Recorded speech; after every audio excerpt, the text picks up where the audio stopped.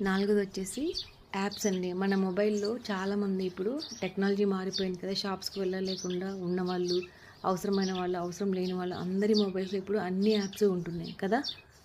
So, ఈ online shopping వల్ల ఏమవుతుందంటే వాళ్ళు ఎవ్రీ మంత్, ఎవ్రీ వీక్ లేకపోతే 15 డేస్ క్వార్టర్లీ ఒకసారి, లేకపోతే ఫోర్ట్‌నైట్‌లీ 15 డేస్‌కి ఒకసారి పెడుతూ ఉంటారు కదా! ఆ ఆఫర్‌లకు మనం టెంప్ట్ అయిపోయి యాప్‌ని ఓపెన్ చేసి ఏది ఫ్రీగా వస్తుంది, సో దీని మీద ఇంత రేట్ తగ్గుతుంది, ఇది నేను డైరెక్ట్‌గా షాప్‌కి వెళ్తే కొంటే ఇంత అవుతుంది. సో ఇలాగ యాప్స్ ఎప్పుడు స్క్రోల్ చేస్తూ చూసుకుండడం వల్ల మనము అది టెంప్ట్ అయిపోయి కొనేస్తాం. మనం ఏం చేయాలంటే దాని గురించి ఇలాంటి ఆన్లైన్ షాపింగ్ యాప్స్ని మొబైల్ నుంచి డిలీట్ చేయడమే చాలా మంచిదండి.